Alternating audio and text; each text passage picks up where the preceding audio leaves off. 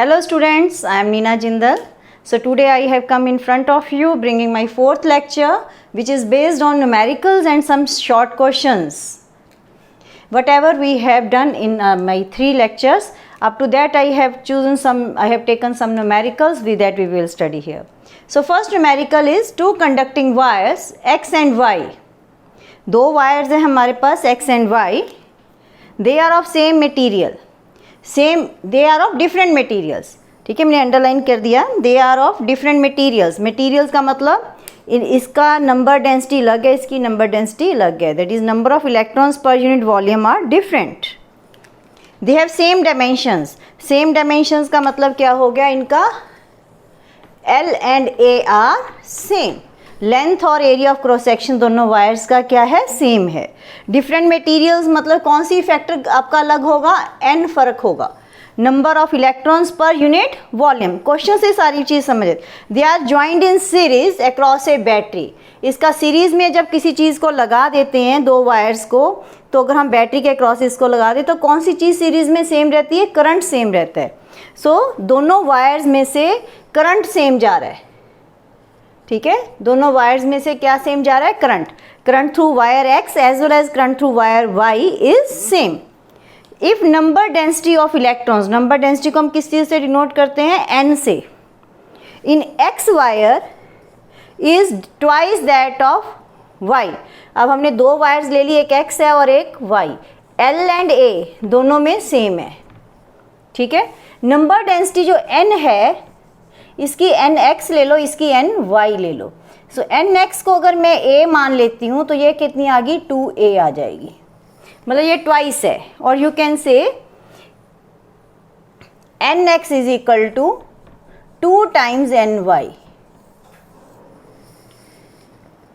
ठीक है, so number density of wire X is twice that of Y wire. So L और A दोनों का सेम है. डिफरेंट मटेरियल्स के कारण ये n दोनों का अलग अलग है. Find the ratio of the drift velocity of the electrons. हमने ड्रिफ्ट वेलोसिटी निकालनी है. ड्रिफ्ट वेलोसिटी ऑफ x निकालनी है और ड्रिफ्ट वेलोसिटी ऑफ y निकालनी है. दोनों ये निकालनी है. क्वेश्चन को पहले कोई numerical is not difficult. First understand what the numerical wants to say और क्या दिया और क्या निकालना है. अब इन सब चीज़ों में I दोनों में सेम है, L A सेम है और एक और चीज़ क्या सेम है? I भी दोनों में सेम है because they are connected in series. अगर I सेम है, अब हम इन सब में VD का निकालना है relation. Find the ratio of the drift velocities. तो हम करंट और ड्रिफ्ट वेलोसिटी से कोई सोचकर कोई रिलेशन साथ में लेंगे. ठीक है, तो इसमें अब रिलेशन लोगे I इज इक्वल टू, मैं इसको रब कर रही हूँ थोड़ा सा, तो अब हम रिलेशन लेंगे I is equal to NEAVD. ये रिलेशन हमने किया हुआ है. दोनों में करंट सेम है लेकिन नंबर डेंसिटी दोनों में अलग है. तो इसका मतलब ये रिलेशन क्या बन जाएगा? Number density in X, E भी सेम है, A भी सेम है, VDX. This will be equal to NY EA VDY. अब E और A दोनों तरफ से कैंसिल हो जाएंगे तो हमारे पास रह जाएगा VDX upon VDY. Drift velocity in the X wire divided by drift velocity in the, ratio निकालनी है ना, in the Y. So this will be equal to NY upon NX.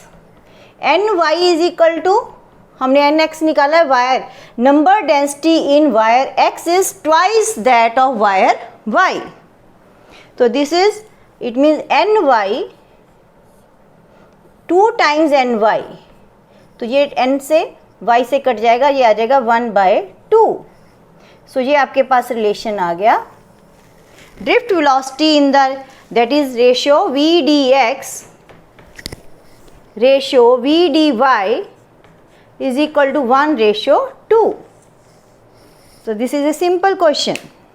Okay students, now we have done the first numerical, I think clear. Second numerical is if a wire of resistivity rho is stretched to 3 times. ये wire है, मैंने इसको खींच के लंबा कर दिया 3 times its length. अगर ये इतने लंबा इतना कर दिया इसको, what will be the new value of resistivity?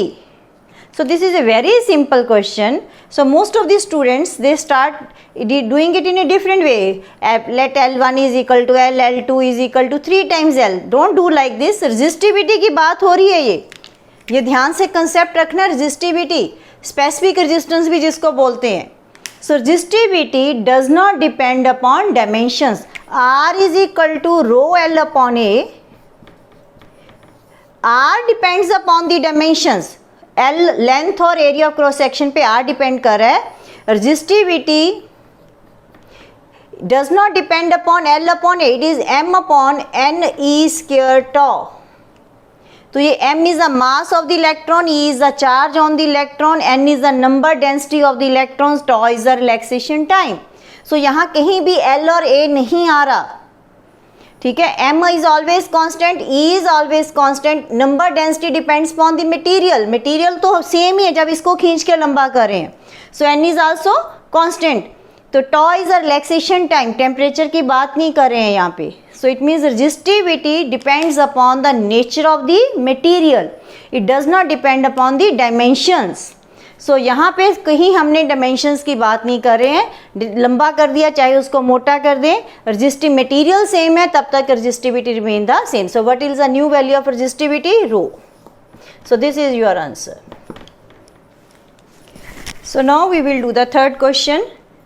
The current flowing through a conductor is 2 milliampere at 50 volt and 3 milliampere at 60 volt. is I और V दिया हुआ है. इज इट ओमिक और नॉन ओमिक कंडक्टर? तो हम क्या करते हैं, अगर वो स्ट्रेट लाइन आ जाए ग्राफ, ठीक है, दैट इज R की value V upon I, R is constant, तो स्ट्रेट लाइन आएगा ग्राफ तो R की value V upon I, R क्या आएगा, कांस्टेंट आएगा, तो वो ओमिक होगा, नहीं तो नहीं. हम पहले 2I और V दिया हुआ है हमें. I कितना दिया हुआ है 2 मिली एम्पियर और ये 50 वोल्ट्स हैं. 3 मिली एम्पियर और ये 60 वोल्ट्स हैं. आप R निकाल लो V अपॉन I करके. तो यहाँ पे R आ जाएगा आपका 50 डिवाइडेड बाई 2 इंटू 10⁻³ ये आंसर आ जाएगा 25 इंटू 10⁻³ ओम. ठीक है. और ये आ जाएगा 60 divided by 3 into 10⁻³ So this will become 20 into 10⁻³ ohm. So R की वैल्यू सेम नहीं है. इट मीन्स द ग्राफ अगर हम V और I में प्लॉट करेंगे तो वो स्ट्रेट लाइन नहीं आएगा. It means it is a non ohmic conductor. Answer हमारा क्या आ गया? It is non ohmic conductor. Clear? So it is a non-ohmic conductor. So next numerical is your IV graph for given metallic wire at two different temperatures T1 and T2. IV graph बना दिया हमने. ठीक है. Which of the two temperature is low? कम कौन सा है? T1 कम है या T2 कम है? तो इसमें हमारा कौन सा कंसेप्ट लगेगा? We know that क्योंकि V और I है तो यहाँ से हम रेजिस्टेंस निकाल सकते हैं. मैंने अभी बताया स्लोप ऑफ VI ग्राफ, ये IV है तो इसको उल्टा कर लोगे तो VI ग्राफ भी बना सकते हो. ठीक है. स्लोप होती है, ठीक है, जो V और I ग्राफ है जो उसके साथ बनाता है, V अपॉन I करोगे तो आपकी स्लोप आ जाएगी. तो slope of VI graph tells you resistance. So more is the temperature, more is the resistance. वहाँ से हमें आइडिया लग जाएगा. अब इस केस में देखो, अगर इसी को मैं उल्टा करके बना लूँ, VI ग्राफ बना लूँ, ठीक है, आपकी ईजी के लिए आप VI ग्राफ बना सकते हो. तो VI ग्राफ में ये एंगल कम है, ये एंगल ज़्यादा है, तो VI ग्राफ में करेंगे तो I के साथ किसका एंगल ज़्यादा आ रहा है? I के साथ T2 का एंगल ज़्यादा आ रहा है. ये T2 हो गया और ये मेरा T1 आ गया. तो ये ग्राफ बन गया. अगर मैंने इसको VI बना दिया तो स्लोप क्या होती है इसकी? दोनों स्टेट, ये एक एंगल और एक ये एंगल है. स्लोप हमें यहाँ से ही पता चल जाता है. V अपॉन I करेंगे किसी एक वैल्यू के, यहाँ से अगर निकाल के, तो slope of VI graph tells you resistance. More is the slope, more is the resistance. So यहाँ पे स्लोप किसकी ज़्यादा है? इस टेम्परेचर की T2 की स्लोप ज़्यादा है. so इसका मतलब इसका रेजिस्टेंस ज़्यादा है, तो T2 इज ग्रेटर. ठीक है. So slope of VI graph जो स्ट्रेट लाइन है जब तक ओमिक है, slope of V I graph tells us resistance, हमें क्या बताता है, tell us resistance. More is the slope, more is the resistance. तो स्लोप किसकी ज़्यादा है, T2 वाले की ज़्यादा है। So and T it means T2 ये वाला जो है हमारा, इसका मतलब इसकी रेजिस्टेंस क्या होगी, ज़्यादा होगी। इट मीन्स इसका टेम्परेचर भी ज़्यादा है। More is the temperature, more is the resistance. T2 is greater than T1। तो लो टेम्परेचर कौन सा हो गया, therefore low is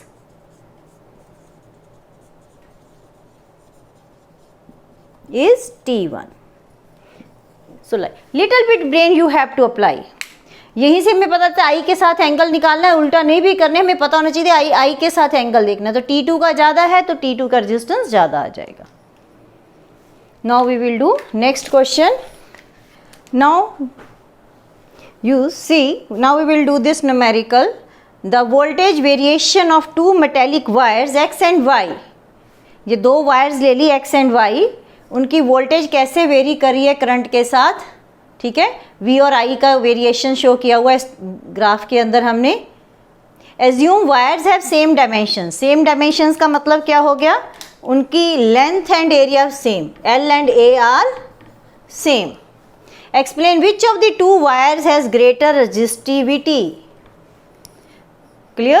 temperature same है, डायमेंशन सेम है, हमने बताना है किसकी रेजिस्टिविटी ज़्यादा है। पहले तो यहाँ ग्राफ से हम क्या निकाल सकते हैं, रेजिस्टेंस निकाल सकते हैं। तो आई के साथ एंगल देखना होता है, किसका आई के उल्टा बनाने की ज़रूरत नहीं, आई के साथ एंगल देख लो। तो आई के साथ एंगल किसका ज़्यादा है, वाई का ज़्यादा है। इट मीन्स वाई हैज़, ठीक है, more resistance than x, ठीक है, y has more resistance than x, clear, because y makes more angle with the I। अब ये हमें पता चल गया y की रेजिस्टेंस ज़्यादा है and r is equal to rho L upon A। L और A दोनों का सेम है, L और A दोनों का सेम है, तो it means R is directly proportional to rho. जिसका रेजिस्टेंस ज़्यादा होगा उसकी रेजिस्टिविटी भी ज़्यादा होगी। हमें पता चल गया रेजिस्टेंस किसका ज़्यादा है, Y का, ठीक है। इसको उल्टा करके बना लो, जैसे भी आपको V अपॉन I लेना है आपने, तो वहाँ से पता चल, ठीक है। अगर IV ग्राफ ऐसे दिया हो तो हम I के साथ एंगल देखना है, जैसे मर्जी बनाओ, जो जितना ज़्यादा बड़ा एंगल I के साथ बनाएगा उसका रेजिस्टेंस ज़्यादा होगा। सो रेजिस्टेंस किसका ज़्यादा है, Y का, इट मीन्स रेजिस्टिविटी भी किसकी ज़्यादा है, Y की। So Y has more resistivity, so Y has more resistivity. So ये आपका न्यूमेरिकल कंप्लीट हो गया। Now students we will do next numerical. Two wires A and B of same metal, same metal means N उनका same हो गया, have same area of cross section, so n same है, area of cross section same है, lengths are in the ratio 2:1, so LA ratio LB, that is in the ratio 2:1. What will be the ratio of the currents flowing through them? IA ratio IB, this we have to find out, ये निकालना है आपको। Same potential difference is applied across their length, ठीक है। अब ये हमारे पास आ गया कि same potential difference is applied.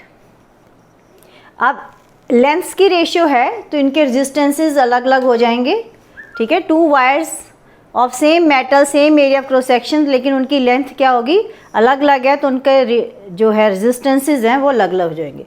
R is equal to rho L upon A, ये हमारे पास फार्मूला है। अब क्योंकि सेम मेटल है तो रेजिस्टिविटी सेम है, area of cross section same है, it means R is directly proportional to L। तो जिसकी 2 है लेंथ, उसका रेडियस कितना हो गया 2R, और उसका डबल रेडियस हो गया उससे, ठीक है।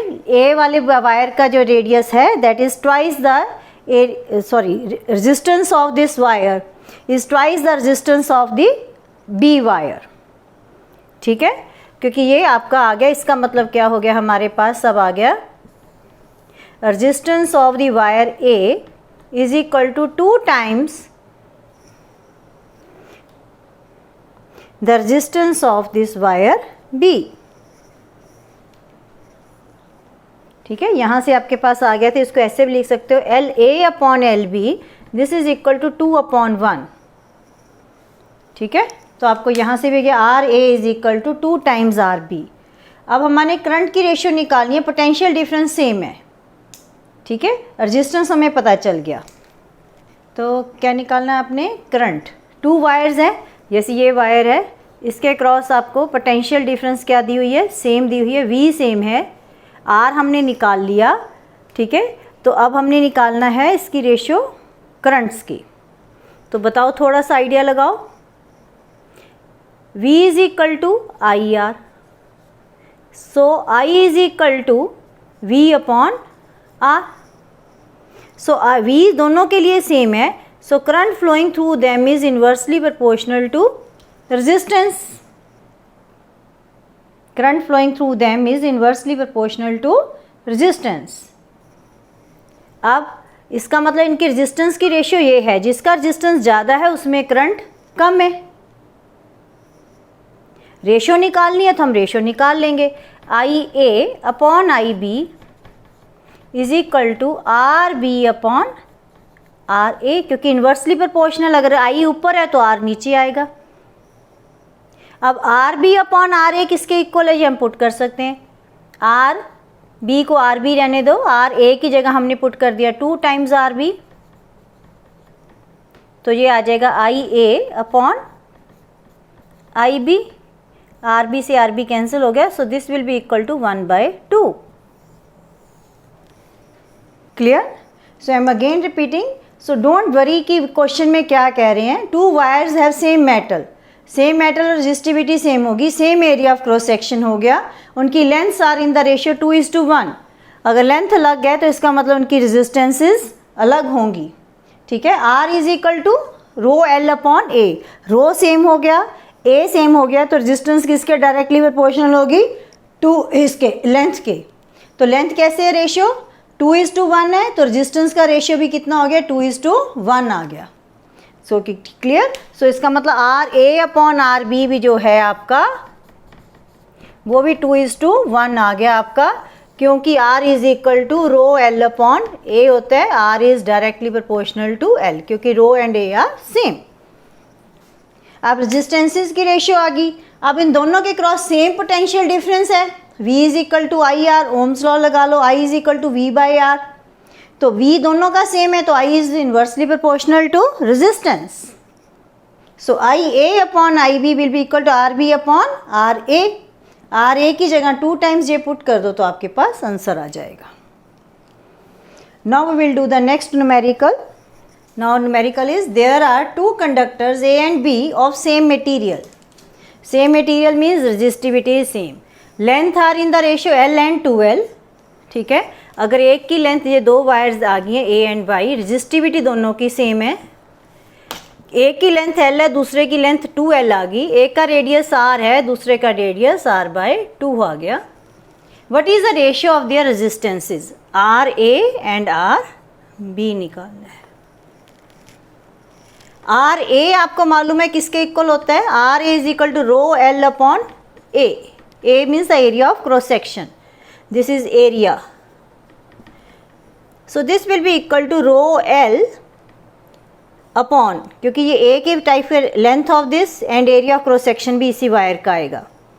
तो एरिया कितना आता है पाई, और इसका रेडियस कितना है ए वायर का, R, pi R square. Clear? So this becomes the resistance of the wire A. Similarly, we can find the resistance of the wire B. This will be equal to rho L upon pi. यहाँ पे L नहीं आएगा, यहाँ पे कितनी length आ जाएगी, 2L upon pi.